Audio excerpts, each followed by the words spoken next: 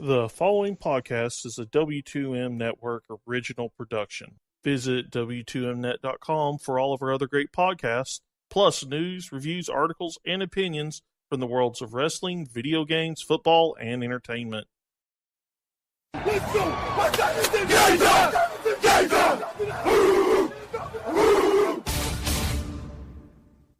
It's gonna be a football game tonight now. No doubt. It's gonna be a football game here. Okay. I done been here before. All right, let's go, baby. Toss to White. He's in! Patriots win the Super Bowl! Brady has his fifth! What a comeback!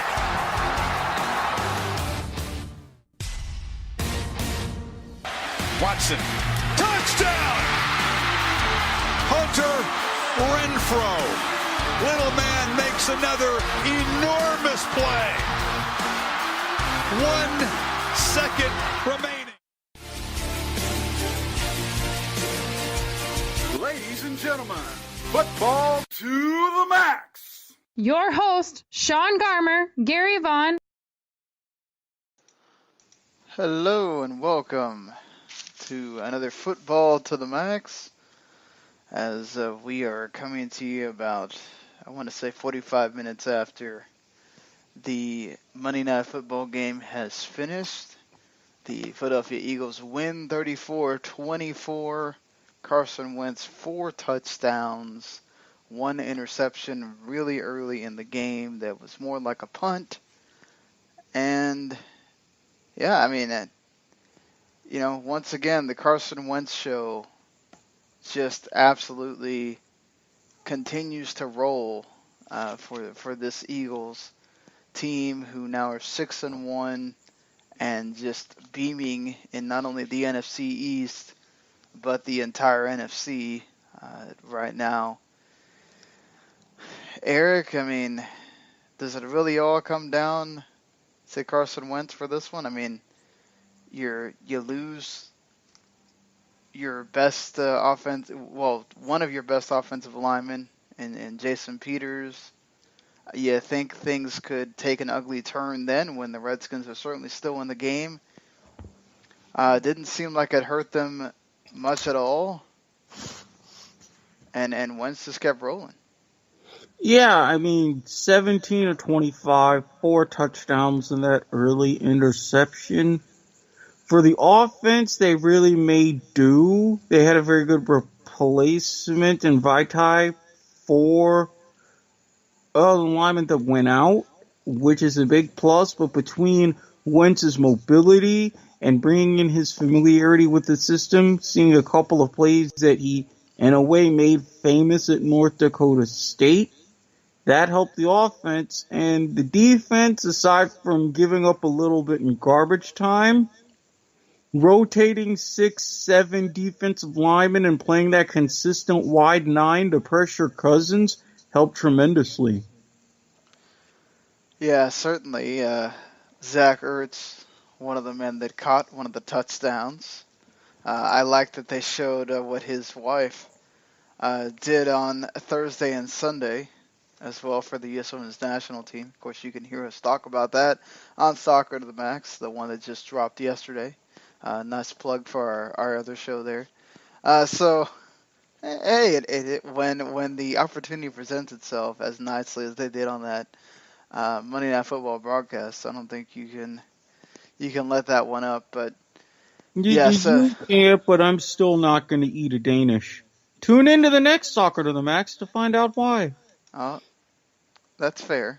That's fair. But you knew that one was coming, so I mean, with the way that they look, we've been talking about what the U.S. players need to do to progress themselves, and I think we've all said that they needed to go somewhere besides MLS. So isn't he doing that? So, and not to be outdone though, Kirk Cousins, 30 for 40, 303 yards and 3 touchdowns. Jordan Reed catching 2 of those, if I'm not mistaken. Chris Thompson, the other one.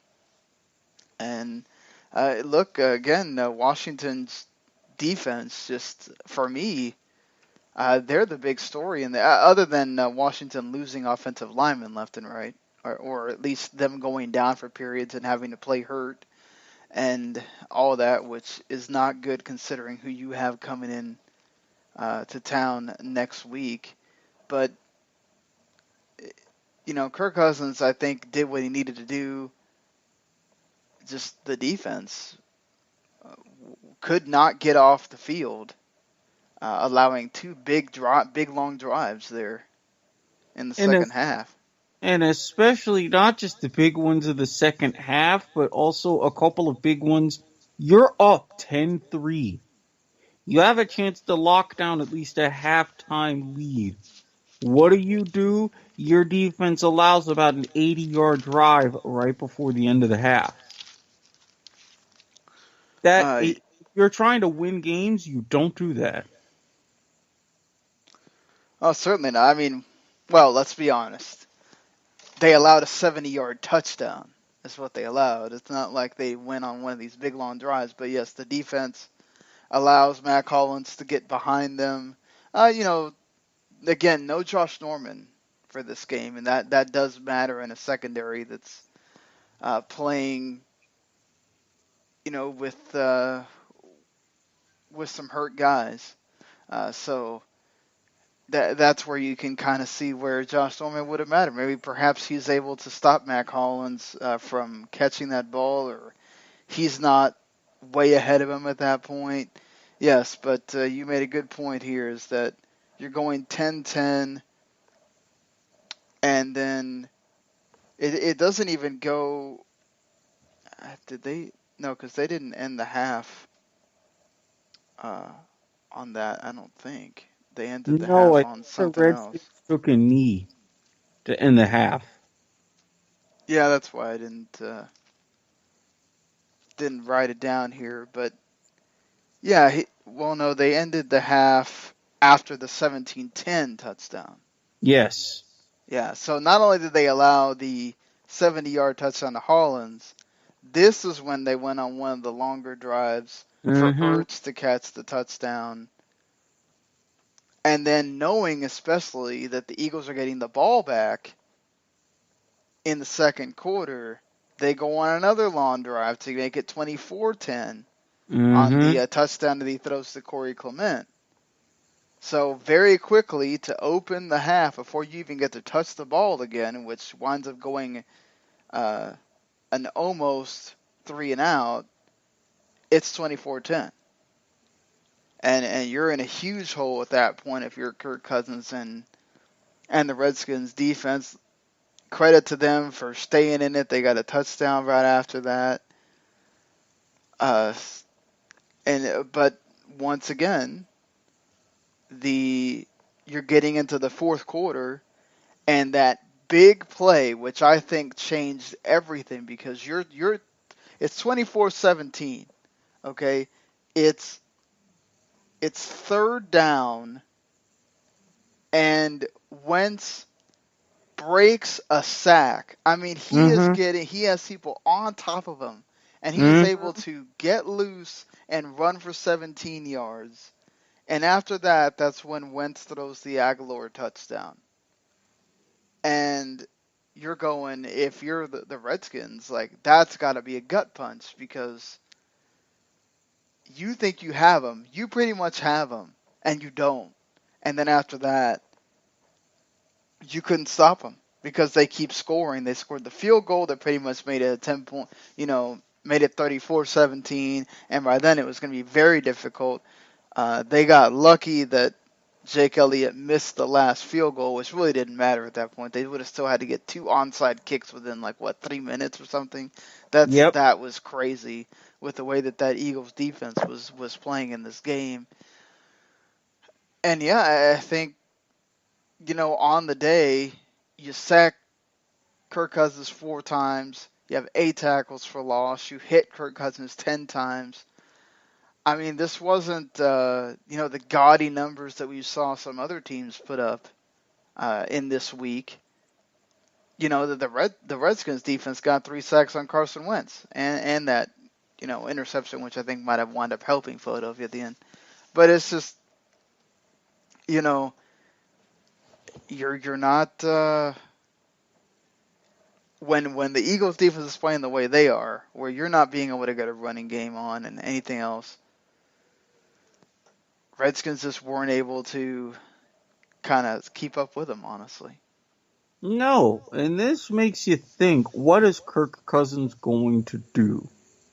I don't know if the Redskins are going to pull the trigger in giving him a long-term deal, and with performances like this, with him individually, but the team as a whole for this game, I don't necessarily know if he wants one. Not with this mess. I don't know that it's a mess, right? I think part of it is too that you haven't heard much. Terrell Pryor's been pretty much, other than a couple of plays here and there, he's been almost non-existent for a large part of this season.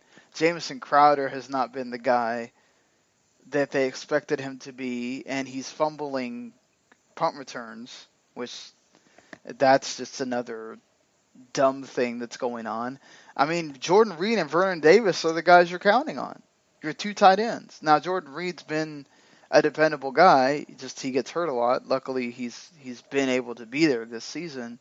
And Vernon Davis, who's 33 and he's still playing, lights out, caught another big long pass today. Jock Dawson's kind of starting to come into his own, but again, you don't have the passing attack you had last year.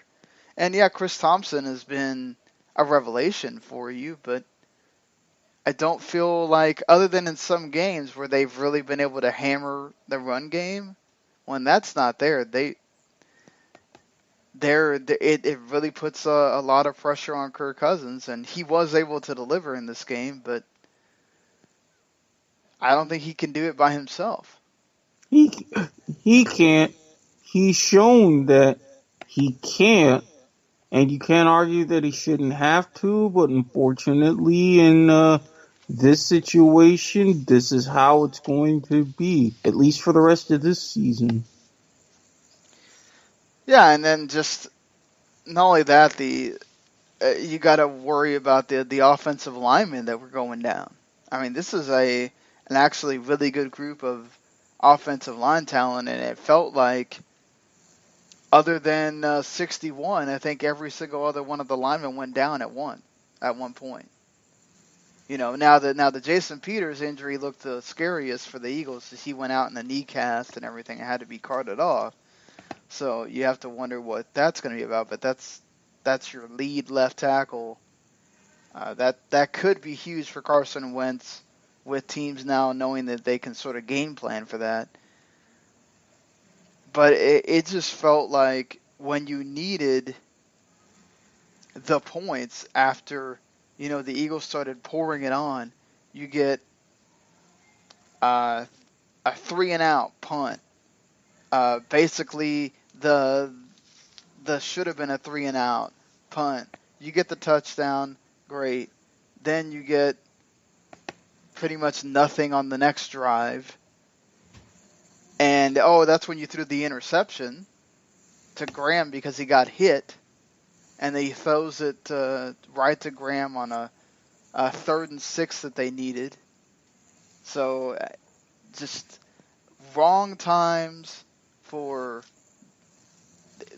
not to get the blocking and then for these guys not to get open and be covered. I don't know how many times also you're wanting to get a 3rd and 1 and you don't get it on dumb decisions. Like, why are you throwing it in the flat to Jordan Reed at that point? Malcolm Jenkins just comes up and swallows him before he can even get to the line. I mean, that was kind of weird to me. Just some weird decisions by Jay Gruden as well. I mean, I guess with the fact that he's realizing he's got more of a dearth in talent, it's affecting Gruden's play calling, and he's trying to figure out what can he get, if anything, from what he has. And he's realizing more and more, it's even less than he realized. Yeah, I think certainly he's got to start thinking that this offense might be a little bit more limited than he thought. Again, I want to just mention that the offensive line issues do matter here, but that Eagles defense continues to be one of the best in the league. They proved it all year. They do it here again. And Eagles certainly deserve this win. They went out and pretty much bossed this game when they needed to. Yeah, And, they did. Carson Wentz, like, John Gruden kept saying, if he's not Offensive Player of the Week for the NFC, I don't know what the voting people are doing, because they're doing it wrong. Yeah, he's easily going to be. You can't have a night like this, and the fact that, let's face it, the Eagles have been around for a long time. A very long time. If you're beating out the likes of Donovan McNabb, who led the Eagles to a Super Bowl, and the Flying Dutchman Norm Van Brocklin, who led the Eagles to I believe, their last championship in 1960, for touchdown passes at this point of the season, you're doing something right. You just are. Yeah, as everybody was saying, wonder if Goff is going to be the guy that's better, and he's still proving that. Obviously, with Sean McVay there, he's getting a much better coaching, and is progressing better this year. Helps with the talent around him. But Carson Wentz doesn't have, I think bringing in Alshon Jeffrey certainly helped. He didn't have the best of games today. He was defended really well. Nelson Aguilar had a good game. Zach Ertz was his dependable self. The running game was important in situations, especially, LeGarrette Blount kind of ending the game, right there at the end, which is what you're bringing him in for. But really, Carson Wentz just is running the show, and at the rate he's going, especially with Aaron Rodgers going down, I feel like it's between him and Drew Brees to be those guys at the end that you're talking about, best quarterbacks, at least in the NFC, because, Matt Ryan doesn't seem like he wants to be a contender this year either. So, yeah, Carson Wentz might end up being, in the MVP conversation. If they keep this up and they wind up, winning 12 games and getting themselves in a great playoff position, then yes, I would give him an MVP vote. Yeah, I would too right now. The way that they're playing, and the Eagles their record so far. Yeah, they have a nice schedule. Let's be honest about that. But you can only play the people that are in front of you, and they've only lost one game to the Chiefs. The Chiefs are they're on a 2-game slide. Let's see what goes on with them. But right now, Eagles certainly proving that their spot in the NFC at the top of it is certainly deserved after that game. So let's move on and talk about the rest of NFL Week 7. And some interesting storylines from this week. Certainly, what is going on with Tampa Bay here? They were supposed to be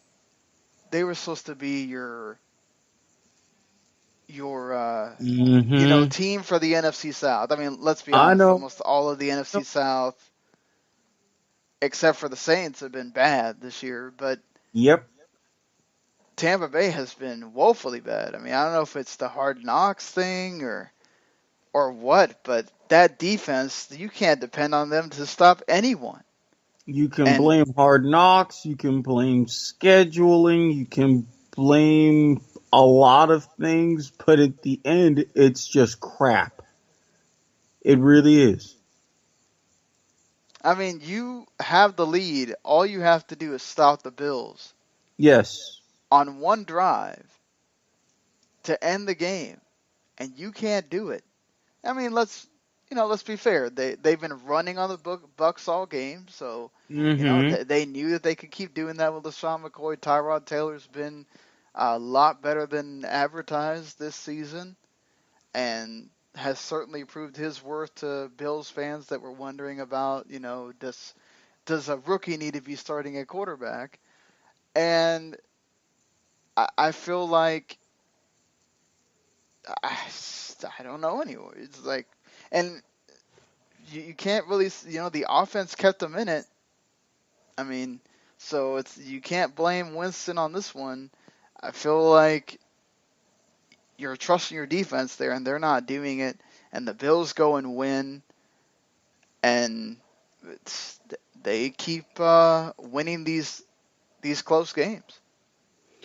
And in a surprisingly tight division race, the Bills aren't 100% out of it if they can keep this up. Now you're starting to get into nearing the second half of the season. Weather's getting colder.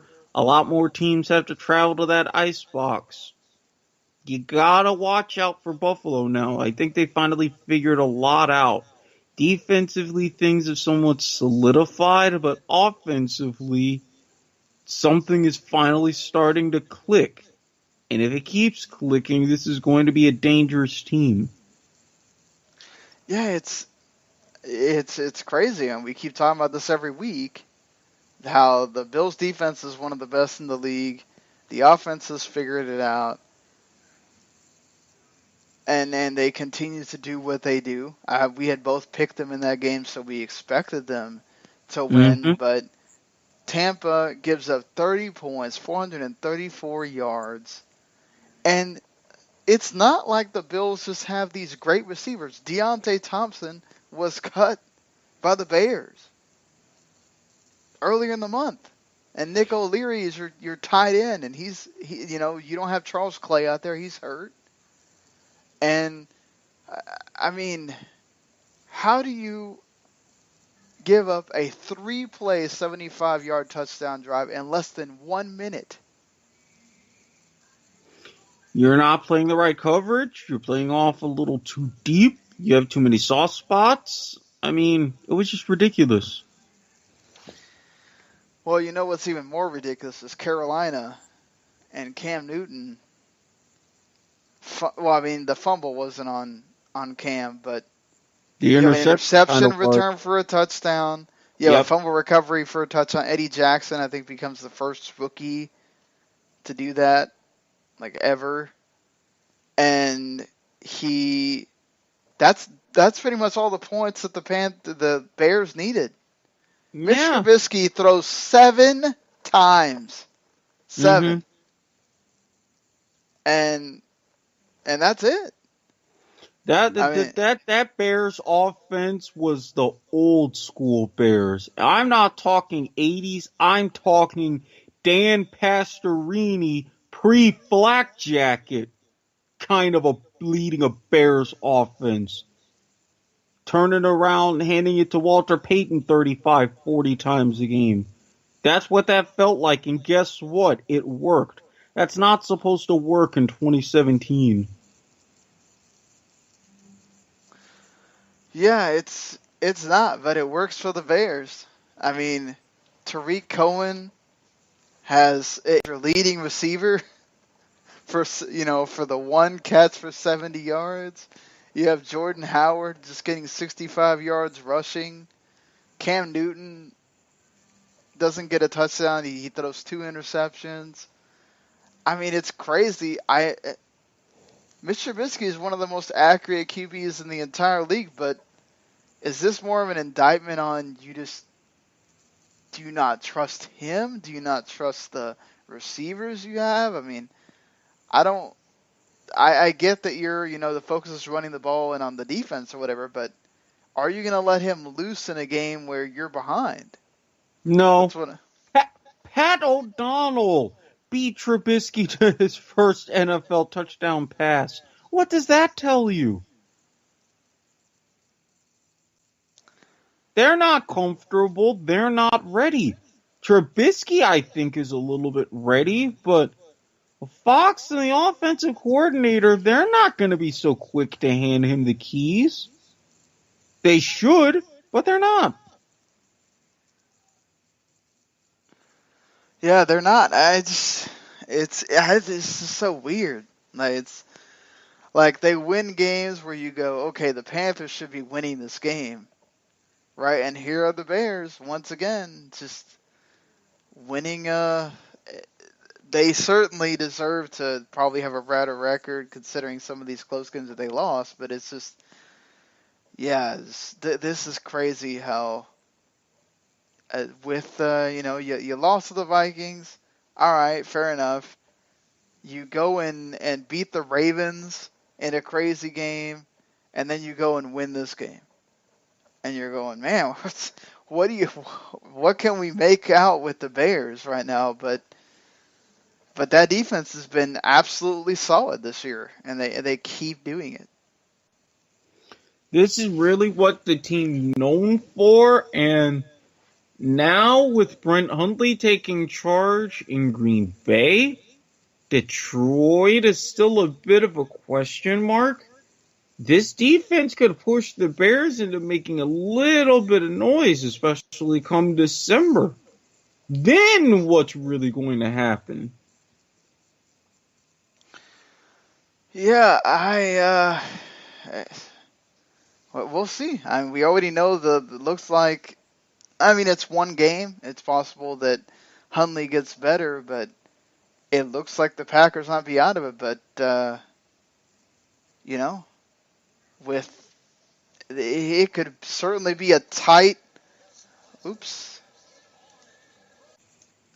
Oh, excuse me for any technical issues there. Sometimes the computer likes to do random things on pages for some reason.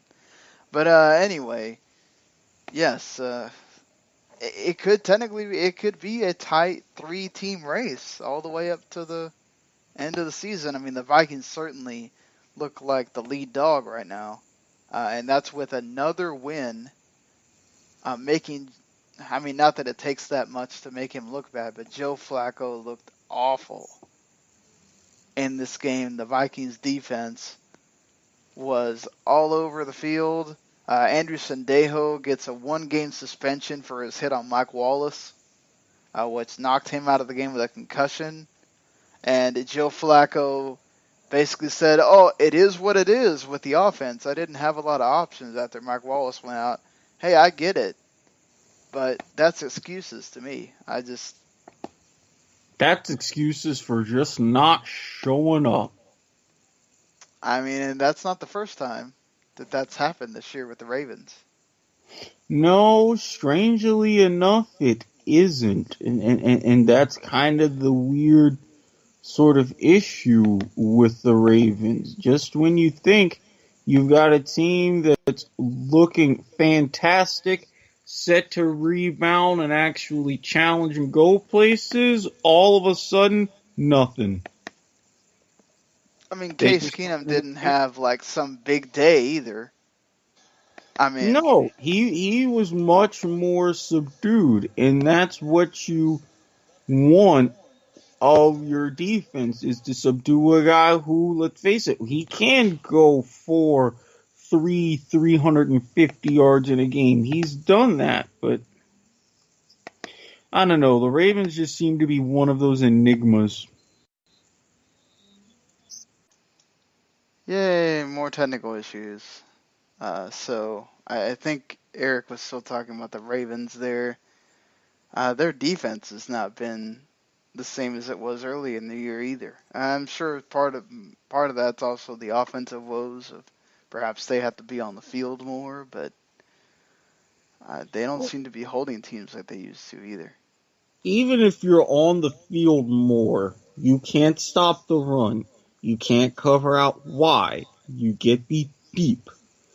Of course, you're going to give your offense a break if your defense is going to only be on just a couple of plays, but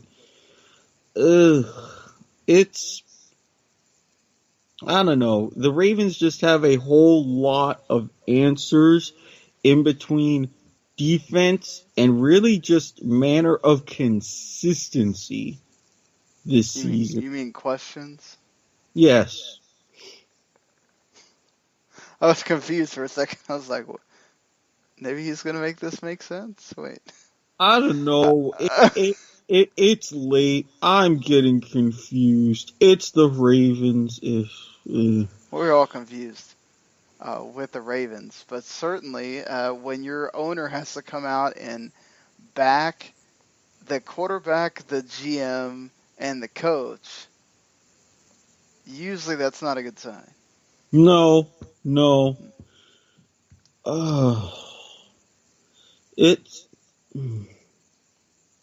I'm speechless at something like that. That usually just doesn't happen up in Baltimore. No, it's certainly something you have to wonder about, just because it's like, I mean, how long of a leash are they going to get? Because this isn't the first game, like I said, that Flacco's looked like this, and it's probably not going to get any better with the games that they have coming up as well. Speaking of, another thing, I know we've already moved past the Panthers, but they can't run the ball at all. Nope. Right. I don't know what happened to Christian McCaffrey and going to the NFL, but he can't run north and south. Jonathan Stewart doesn't look like he, aged or anything, but he can't run either. This offensive line is not getting the holes for them. Well, I think you hit the nail on the head. It's the offensive line. Christian McCaffrey can run north-south after he's caught the ball out of the backfield. I mean, after all, he's the team's leading receiver this season. Do you think that they are forcing him into things too much? A little bit in sort of that David Johnson type role that we've seen from Arizona when he's there. Absolutely. But I don't think it's necessarily forcing it in a typical sense. I think it's forcing it because they know it's about the only thing that works. Yeah. But that's where you learn that if you have to force it, there's something else going on. I don't know. I just feel like you have weapons. I don't know that it's just forcing it so much as it is you're just not running the ball. So he has to pass more, and that's not what they wanted Cam to do. And you're seeing that out of the offense. Yeah, so they're using the weapons they have in the ways that are efficient right now. I think they're going to do a lot better or a lot more run blocking practice over the next couple of weeks to try to adjust that. But in the meantime, they're at least getting something rather than nothing. Yeah, certainly. And speaking of trying to get something out of the little that they have, the New York Giants, who have Evan Ingram, Greg Lewis Jr., and pretty much no one else to throw the ball to for Eli Manning. The offensive line still has the same problems. And despite that, they were able to keep this one close with the Seahawks for quite a while until a big play with Paul Richardson and Landon Collins in the end zone, very similar to the Golden Tate play with the Packers. Hashtag Hail Mary. Yeah. This one was not necessarily a, Hail Mary or anything, but Paul Richardson jumps up and grabs it and takes it away from Landon Collins at the bottom. It looked like Richardson had it almost all the way, and then Landon Collins might have tried to grab it at the bottom, but they already ruled the touchdown, and that made it 17-7. And after that, the Giants just couldn't do much of anything. Russell Wilson being able to move around was a problem for that defense, and Evan Ingram still had a heck of a game, but again, when that's your only weapon, Seattle's going to be able to, hone in on that pretty quickly and know that they can just go after Eli Manning, and that's sort of what I felt like they did. Yeah, and kudos to the Giants defense for keeping Russell Wilson more in the pocket and cooling down that read action. But you're right. And first of all, on that pass, let's face it, Richardson had it, and then at best it became simultaneous possession at the end. And in that case, simultaneous possession goes to the receiver anyways. But beyond that, then you started to see Doug Baldwin get into a more advantageous positions in their coverage. And lest we forget, this could have been much worse for the Giants if Jimmy Graham catches a couple of balls. Huge drops when the game was close. One of them in the end zone. Yes, and I'm like, really? What's going on in your head? What happened? He did catch the touchdown, the last touchdown or whatever, but it was just really weird, uncharacteristic for him to just be dropping balls, and didn't feel like Jimmy Graham at all. So, yeah, the Giants got lucky on that, but the Saints were able to still put it away. And they still, the young guy running the ball was sort of the one that McKissick. He was the best one that I saw. Eddie Lacy I think you're stick a fork in that. Yeah, Eddie Lacy's done. Yeah. Eddie Lacy's just flat out done. Speaking of being done. For 2 months and perhaps maybe, inadvertently having to call it a career, Carson Palmer breaking his left arm in Twickenham Stadium against the Rams. They were only down 13-0 at this point. Then comes in one of the worst backups in the entire league, and he has proven this every single time he goes out there. No, he's not one of the... I've seen a lot worse. No. He is one of the worst backup quarterbacks that exists in this league today. Okay, and he's been their backup for a long time, and they know how bad he is. But you're saying one of the worst that exists in the league right now, and I agree. But come on, Dan Orlovsky, Ryan Lindley... Please, I've seen a lot worse. Ryan Lindley was on the same damn team. Exactly. No, but I'm not saying ever. I'm saying right now. And the worst part is, Bruce Arians says that's my quarterback for the rest of the damn year. Yeah, well. Bruce Arians, maybe you need to think about what you're saying. Blaine Gabbert played him out of his mind. I agree. Way better. You don't go from your second to your third. Yes, you do. What are you doing making Drew Stanton your second quarterback then? He gained a total of 64 yards the rest of the game. Look, I get it. The Rams are a good, really, really good defense. He actually gained yardage? I mean, he threw for more than that just in the interception returns. Yeah, but he threw interception. He fumbled. I mean, just in that game alone should tell you Blaine Gabbert needs to be starting. And you're going to be wasting Adrian Peterson the rest of the time he's there if you're having Drew Stanton at quarterback. Yeah, you're in a weird situation when you're rooting for Blaine Gabbert to start at quarterback. Or there's a guy that you're supposedly colluding against right now that's out there. I'm just saying. No, I agree. And that's why Sean, remember, Brandon Weeden got a job before him. I file Drew a Stanton grievance has based a on job. general principle. Drew Stanton has a job right now instead of him. I'm just saying that this is not going to get better for the Cardinals. When he has a whole game next week, he's going to stink it up just as bad. Let's get off the Cardinals here because the Rams absolutely just demolished the Cardinals here. Todd Gurley with 156 yards from scrimmage. Just absolute. This dude has once again reclaimed his status as one of the best in the league. Yeah. Back. And Aaron Donald has been an absolute beast. Oh, don't play in the preseason, no worries.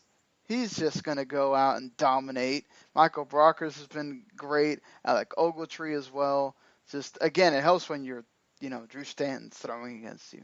But still, Aaron Donald's like, oh, everybody gets on me for holding out.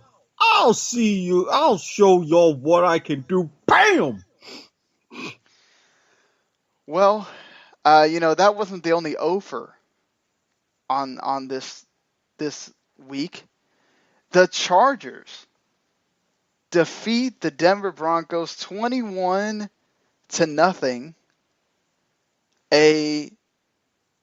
Phillip Rivers throws 2 touchdowns, one of them being a 42-yarder to Travis Benjamin that pretty much ended the game.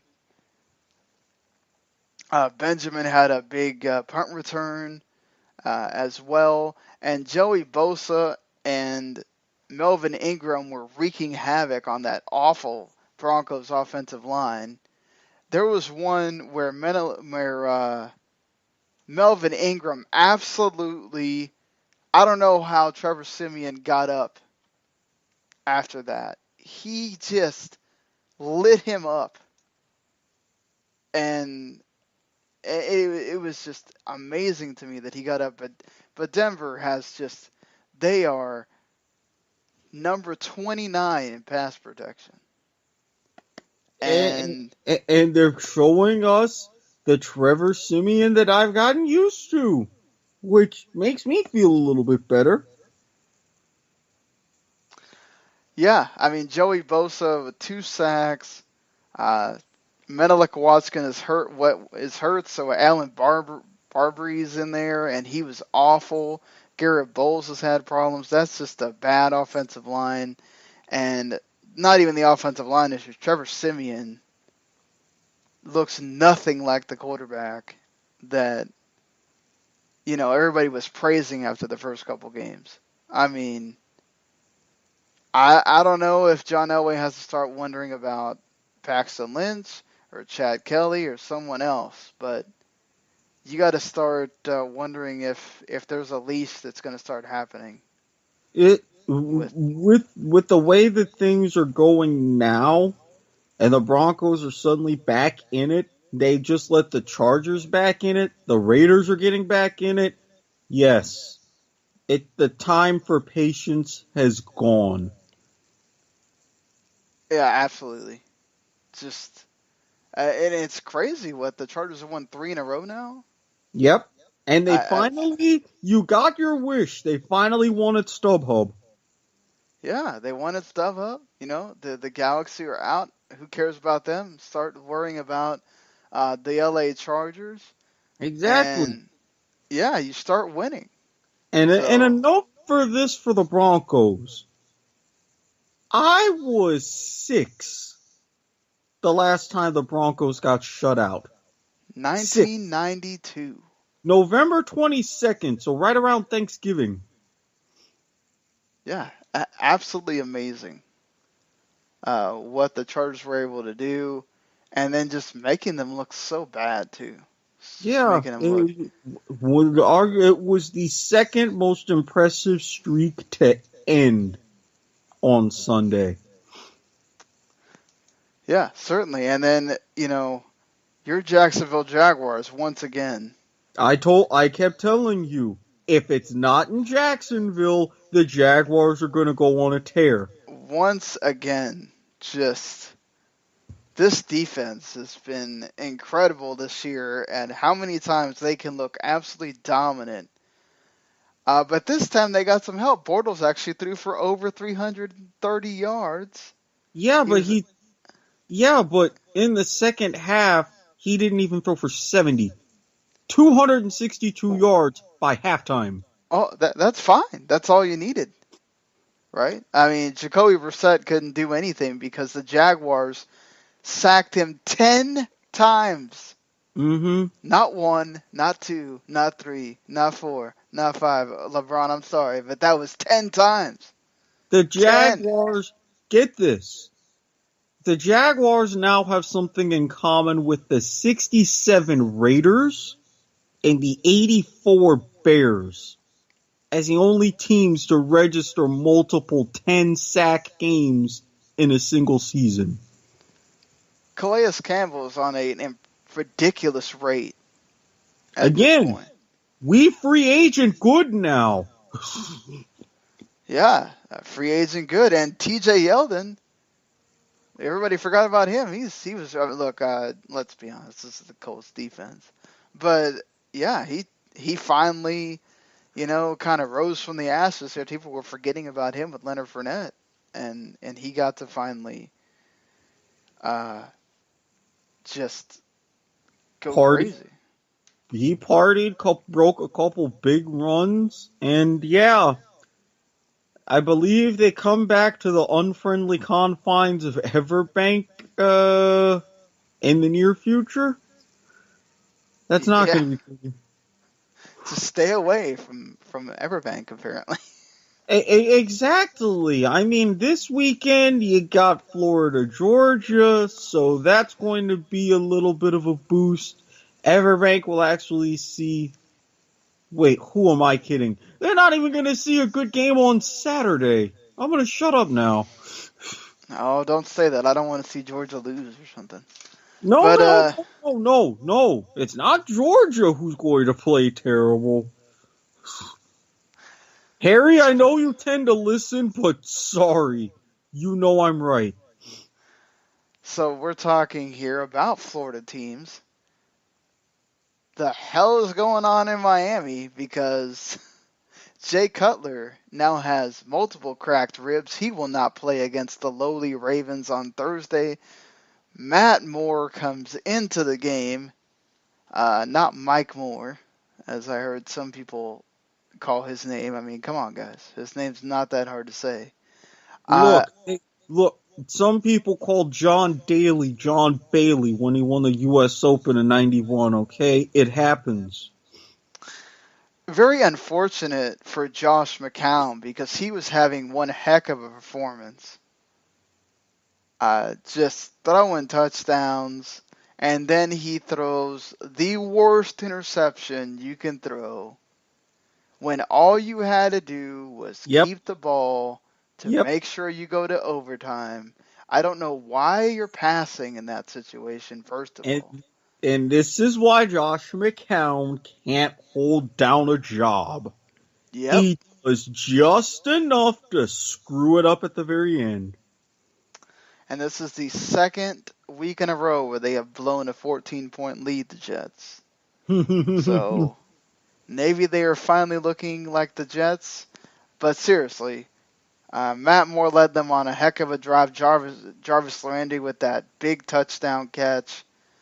And then you're able to, get a great defensive play, which the defense has played great all year.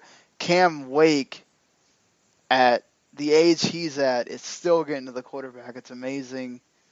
And, yeah, the Dolphins are 4-2. Uh-huh. This is crazy. Mm-hmm. I did not see this coming. I didn't.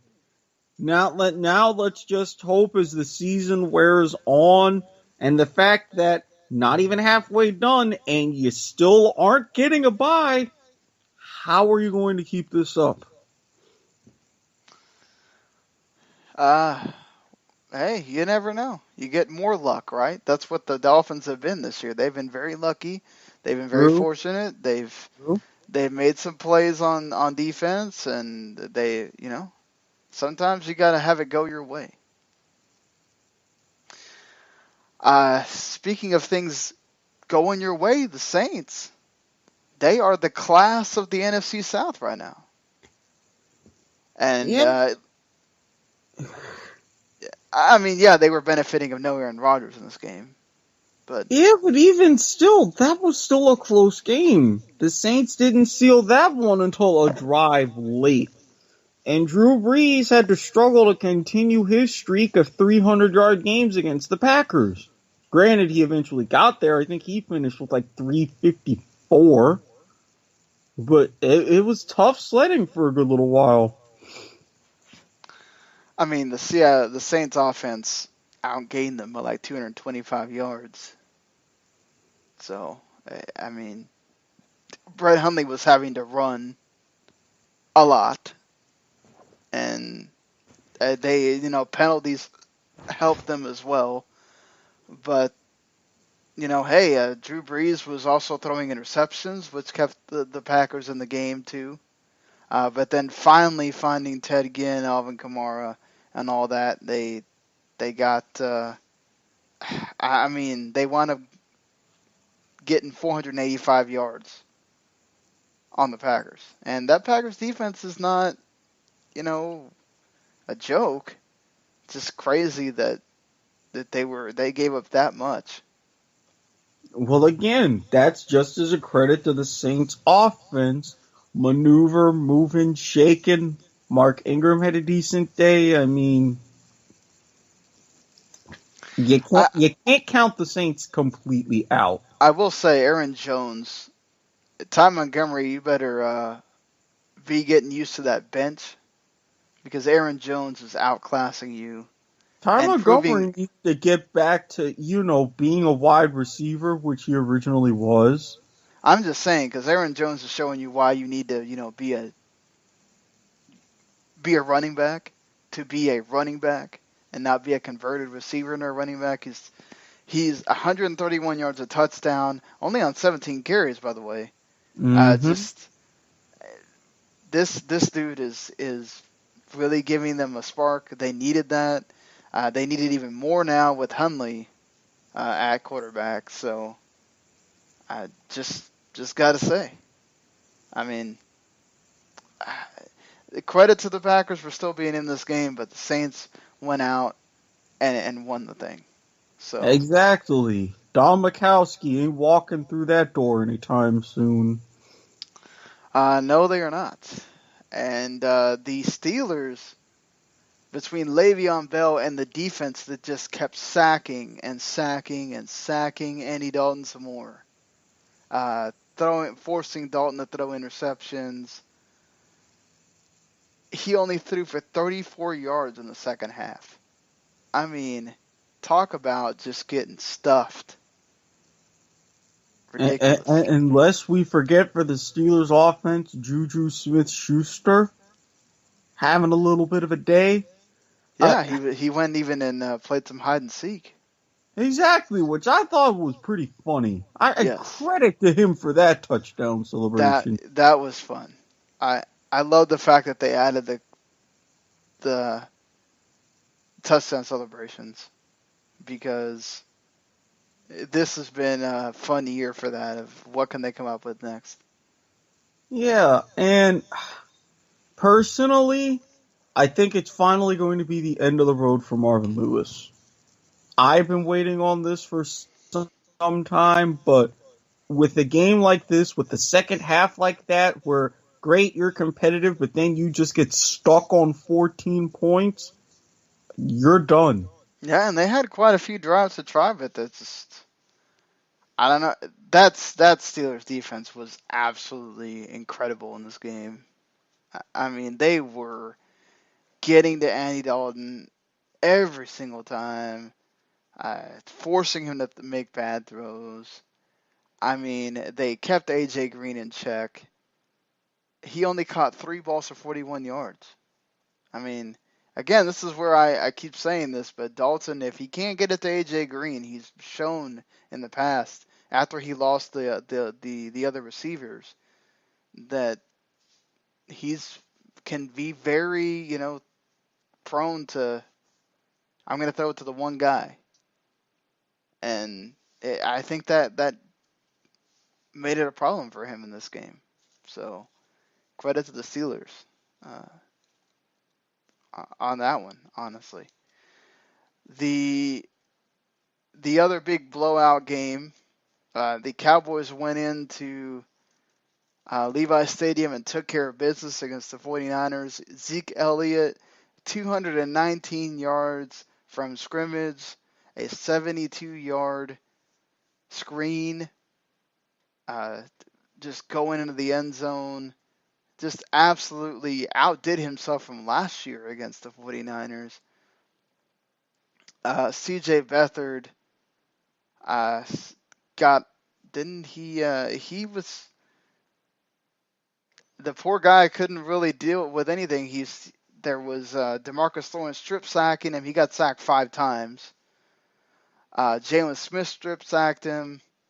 I mean, the Cowboys defense was on it for this game. The big storyline really that comes out of this is Dan Bailey pulling a groin and Jeff Heath having to kick extra points. A safety. Your starting safety, by the way, having to kick extra points. So, looks like Sam Irwin-Hill might be coming back to the Cowboys. But I think maybe Zeke is finally back now.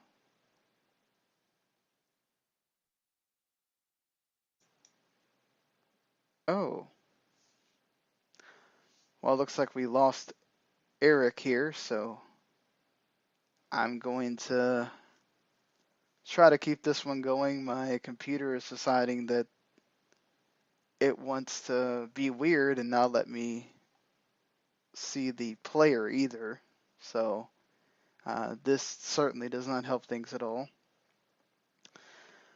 But yeah, the Tennessee Titans really don't have anything to be too appreciative about for their game against the Browns either. That was atrocious, honestly. That you go and only are able to, you have to go to overtime against the Browns, and you're Tennessee. I mean, I don't get this at all. You're Tennessee and you're going against the Browns. What the heck? I mean, Mariota came in and had the big drive on Monday Night Football, and then you have this game. What is going on? I know that Mariota has his issues where he can only throw from the pocket right now, and that's obviously limiting what Tennessee can do. And I think, to be fair for him, he still completed 21 of 34, and the team still won at the end of the day. Just they couldn't run the ball. That hurt them. Cleveland's defense was certainly playing great for this game. I mean, limiting the Titans to 12 points is nothing to scoff at. Again, the quarterback carousel is just ridiculous. Deshaun Kaiser throws interceptions again, and then they have to put in Cody Kessler, who is the one that sort of keeps them close in it. But I don't know. I think you have to start worrying about these quarterbacks and who, if you're a quarterback right now in the draft, who the heck wants to come to Cleveland and play quarterback for them? I mean, it certainly doesn't help that Joe Thomas's snap streak ended with the triceps injury that has him out for the rest of the year. Over 10,700 snaps. And now he's even considering retirement, which that's really sad news if true. But honestly, I mean, if you're the Browns, the way that they have just completely demoted quarterbacks, moved them around, taken them out, putting them in, I mean, how can you get any consistency on offense at all? I mean, why rush Kaiser up there to play if you're going to continue to take him out? He's got to learn. The only way he learns is by being in there the whole game. You cannot I get it that Hugh Jackson wants to win, and he wants to win so bad because he probably feels like, oh, my job's on the line at some point here if I don't get wins. But good Lord, I mean, the defense played lights out, and you still can't muster a touchdown. You get 9 points, you force overtime, and you can't win. Just amazing to me how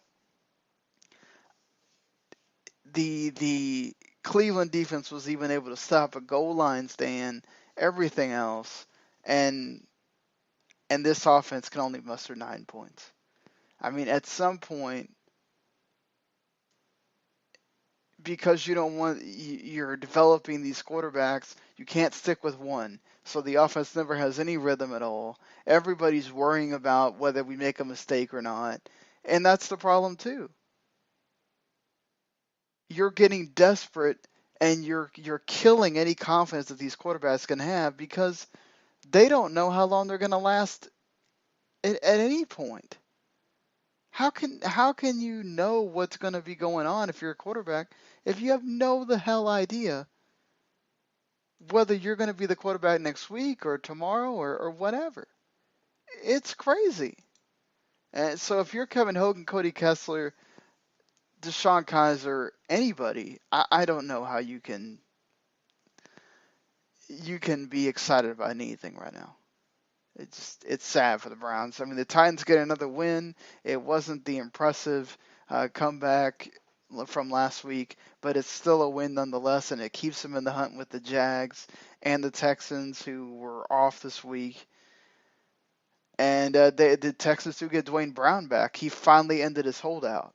So that offensive line gets to improve, you would think. And that only helps the Texans continue to get better as the time goes on for them. And then the final game I think that we haven't talked about here is, let me get to it. Is the Sunday Night Football game. The Super Bowl rematch, which didn't amount to much here as it was the running game getting yards. It was Steve Sarkisian's offense just certainly looking very ugly at times for the Falcons. Julio Jones did get a touchdown from Matt Ryan, but that was it. This Patriots defense really held down the Falcons, made them make really dumb decisions like deciding to run an end around with Taylor Gabriel. Just that doesn't make any sense to me. But by halftime, this one was done. And the Patriots, I don't know if you can say they're back or anything yet, but they certainly looked good here against the Falcons, who have just absolutely, this Super Bowl hangover has just been a cloud over their heads, and they are lucky to have the wins that they have. I mean, some of these were just absolute luck. And they do have those wins, so certainly that's something, but still, just right now, I don't know what you can take from this other than the Patriots defense looked like that Patriots defense that you think they should have, and this Falcons offense is certainly in turmoil right now. Lots of questions are going to be asked of Sark and everything else, but Matt Ryan's on himself right now. Lots of issues, and if you're wondering, my internet went out at one point, and so I lost Eric. He had to go ahead and go to bed, so since we only had a couple games left, I decided to just end it here. That's it. I think that's all of the Week 7 action. We'll be back on Thursday night after TNF, the Dolphins and Ravens. Hopefully that game is good. I'm not expecting much, but who knows? Matt Moore will be at quarterback because Jay Cutler will not be able to recover from those cracked ribs in time. So let's see if the Dolphins offense goes back to being dynamic or what it used to be. And if they can get to 5-2 to start that Week 8, that's pretty incredible for the Dolphins there. That being said, for Eric and myself, thank you for listening. You can subscribe to Football to the Max if you like what you heard. Let us know in the comments, wtmnet.com or YouTube, or if you do subscribe, you can also subscribe to the whole WTM network. You get our Wrestling to the Max flagship show. You also get video games to the max. You get Robert Taylor doing MMA to the max, which he does a great job with Joe Hudson on that show. You get the Kickoff, our other football-related show that we have on the network. You get what else do we have here? You get the SCU show. You get more from us. So you don't want to miss it. And yes, so make sure you tune in for all that. We'll be back on Thursday, and thank you once again for joining us. We'll see you later.